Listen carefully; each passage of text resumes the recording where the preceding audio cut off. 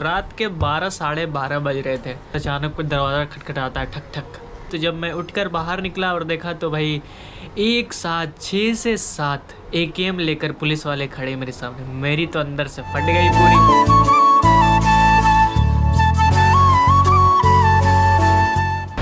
All right guys, तो right now मैं हूँ अभी नैरोबी, जो कि केन्या की कैपिटल है। और अभी सुबह के 8 बजे और आप देखो यहाँ का माहौल सिटी का कुछ ऐसा दिख रहा है। और इतने सुबह सुबह उठने का रीज़न है कि मुझे अभी यहाँ से मोम्बासा के लिए निकलना है और बारिश शुरू है। रुको मैं पहले रोड क्रॉस करता हूँ फिर आपसे बात करता हूँ।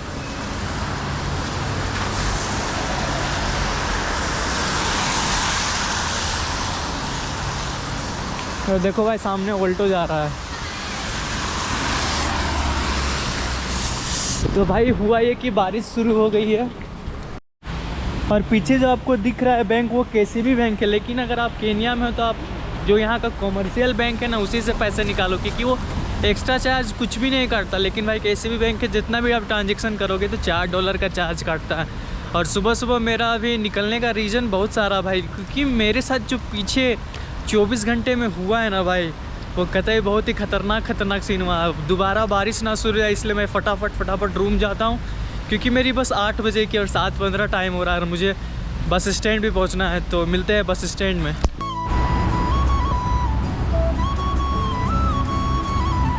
गाइस तो फाइनली हमारी बस में एंट्री हो गई है और बस के लिए मैंने पे किया यहाँ से मोम्बासा के लिए 1200 केनियन शिलिंग, जो कि लगभग इंडियन करेंसी में 750 होता है भाई। और इस बस में भी कैटेगरी है भाई कि आप VIP क्लास के टिकट्स बुक कर सकते हो, बिजनेस क्लास के, उसके बाद आता है इकोनॉमी क्लास।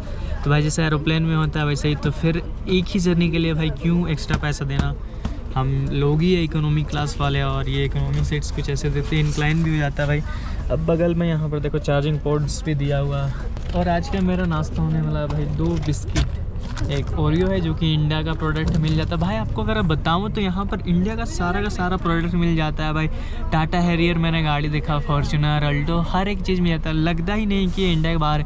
यहाँ देखिए यहाँ पर बैंक ऑफ इंडिया भी है भाई। तो खतरनाक सी सीन्स केन्या में बने हुए हैं। लेकिन अगर आपको मोम्बासा जाना है तो आप यहाँ से ट्रेन भी पकड़ सकते हो। लेकिन ट्रेन पकड़ने के लिए यहाँ 2 टाइप्स की ट्रेन चलती है, एक कॉम्यूटर ट्रेन और एक SGR ट्रेन। तो आपको अगर मोम्बासा जाना है तो आपको यहाँ नैरोबी जो सेंटर है वहाँ से पहले कॉम्यूटर ट्रेन पकड़ना पड़ेगा, जो कि 50 केनियन शिलिंग्स का होगा। उसके बाद जाकर वहाँ से SGR ट्रेन पकड़ना होगा। तो भाई उतना लफड़ा क्यों करना सेम प्राइस में ही। तो फिर मैंने अपने ईजी के लिए भाई बस ले लिया और अभी जस्ट बस निकलने वाला। और यहाँ देखो ये यहाँ का बस स्टेशन है, तो कुछ देर में यहाँ से बस निकलेगा और लगभग 1-2 बजे पहुँच जाएगा भाई।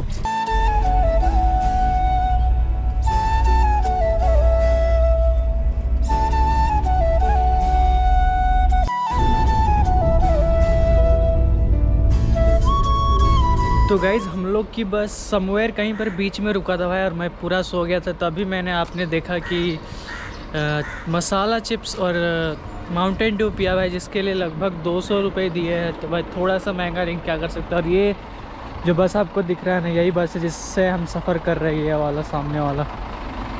तो भाई बस में जाके आपको बताते हैं मेरे साथ पिछले 24 घंटे में क्या क्या हुआ है।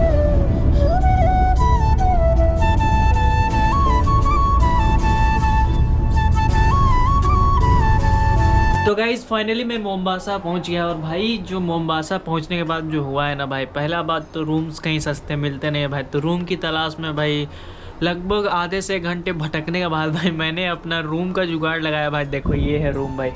पहले कोई किचन हुआ करता होगा भाई, तो इसको ही मॉडिफाई करके भाई रूम बना दिया गया। ये सिंगल रूम है जिसके लिए मैं पे कर रहा हूँ यहाँ के केनियन शिलिंग्स में 500 केनियन शिलिंग, जो कि इंडियन रुपीज़ में 300 रुपये होते हैं भाई। और आप अगर केन्या जैसे कंट्री में हो, इतनी महंगाई जैसे कंट्री में 300 रुपये में रूम ढूंढना भाई वाकई बहुत ही खतरनाक वाला बात है।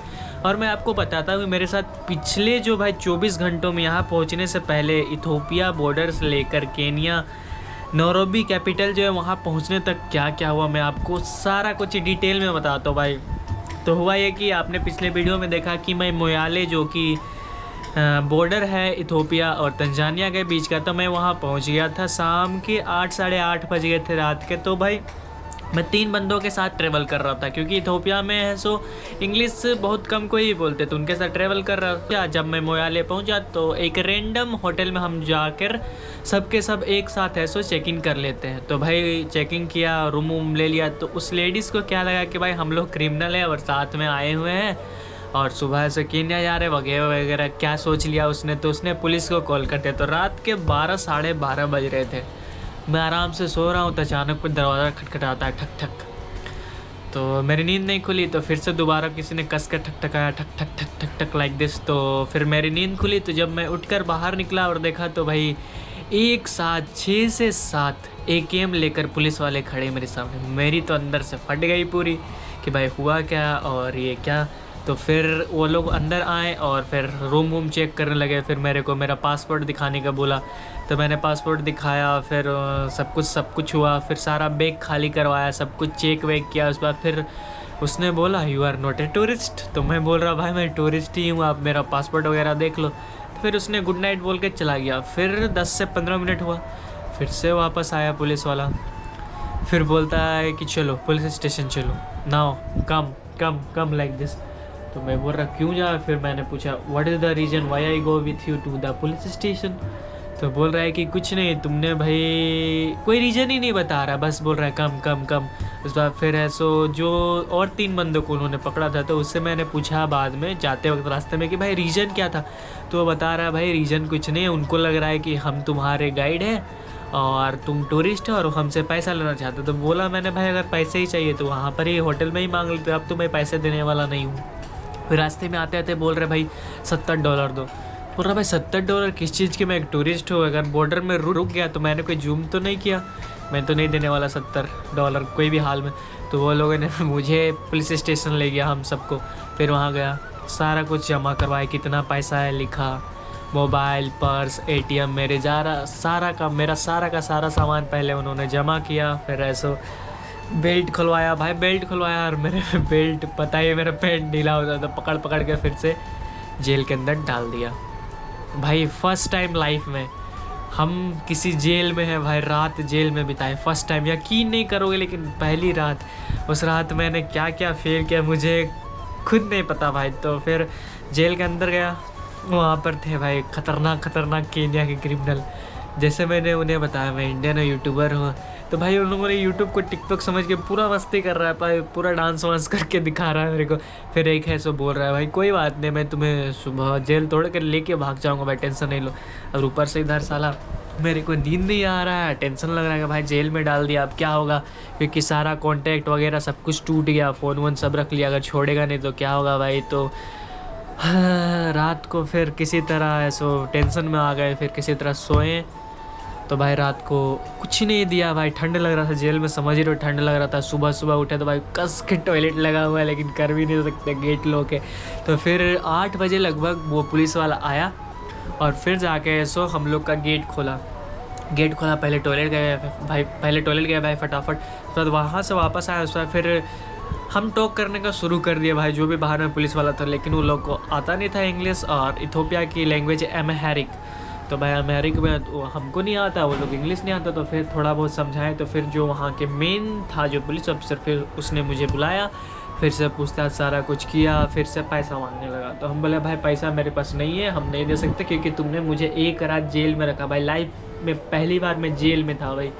तो मैंने बोला मैं पैसा देने वाला नहीं हूँ, चाहे तुम जो भी कर लो। तो फिर पासपोर्ट पलट रहा है, फिर देखा वीज़ा, फिर मैंने अपना वीज़ा दिखाया कि मैं टूरिस्ट वीज़ा में आया हुआ हूँ भाई। फिर उसने फिर से मेरा बैग चेक किया, सर बोलता ना यू को। तो मैंने भी ताम आकर बोल दिया कि भाई अगर पैसे ही चाहिए थे तो तुम मुझे रात में ही बोल देते, अभी इस समय क्यों बोलने का ज़रूरत था कि पैसा चाहिए भाई, जेल में डाल दिया, सुबह फिर पैसा मांग रहे, तो मैं तो नहीं देने वाला। और मैंने बोल दिया कि ये एक क्राइम आपको पता है। तो उसने फिर बोलने लगा कि ज़्यादा सारे बात इंग्लिश में हो रहा है, मैं आपके अच्छे के लिए हिंदी में समझा दे रहा हूँ ताकि आप अच्छे से समझ पाओ। तो फिर वो मेरे को बोल रहा है कि अगर तुम यहाँ से अभी के अभी जस्ट नहीं गए तो फिर से वापस जेल में डाल दूँगा। तो भाई मेरी फिर से फट गए भाई, फिर से जेल में नहीं जाना। मैं फटाफट अपना सामान उठाता हूँ, फिर निकल जाता हूँ मोयाले बॉर्डर की ओर। अब भाई बॉर्डर की ओर पहुँचा तो भाई उधर एक प्रॉब्लम इथोपिया में कि भाई लाइट नहीं है। अब मेरे को वीज़ा प्रिंट करवाना, मेरा वीज़ा प्रिंट नहीं हो रहा, लाइट नहीं है। तो भाई 2 घंटे और बारिश, इतनी तेज़ बारिश उस दिन हो रही थी, पता नहीं भगवान को क्या ही हो गया था भाई। 7 सालों के बाद उस दिन वहाँ पर बारिश हो रहे थे, क्योंकि मैं इथोपिया में पेशेंट था। तो फिर भाई वहाँ से हुआ, फिर उसके बाद फिर ऐसा मैं वेट कर रहा हूँ कब लाइट आएगा। तो भाई एक बंदे ने मेरी हेल्प की, इथोपिया के बंदे ने, उसने मुझे बताया कि यहाँ से 4 किलोमीटर दूर पर लाइट है, तुम वहाँ जाके प्रिंट करवा सकते हो। तो फिर एक बाइक वाले को पकड़ा, उससे गया, फिर प्रिंट करवा के आया, फिर 50 रुपये बाइक वाले को दिया। फिर उसके बाद फिर बॉर्डर पहुँचा, भिगते भिगते भाई बॉर्डर पहुँच गया। अब बॉर्डर में इमिग्रेशन वाले ने क्या किया, इमिग्रेशन अच्छा खासा हुआ, लेकिन जी क्वेश्चन पूछा कि कहाँ जा रहे हैं, अपना इटरनरी बता दो कि कितने दिन रुकोगे, उस बाद तंजानिया में जा रहे हो। तो हाँ, मैंने सब कुछ बता दिया कि तंजानिया जाने वाला। उसके बाद भाई उसने क्या किया कि कीनिया की इमिग्रेशन ऑफिस का स्टाम्प जो अच्छे से वर्क नहीं कर रहा था, तो उसने किया क्या कि भाई उसने स्टाम्प लगाया जो कि वर्क नहीं कर रहा था। मैं आपको दिखा रहा हूँ, रुको, ये देखो मेरा वीज़ा यहाँ पर दिख रहा है आपको।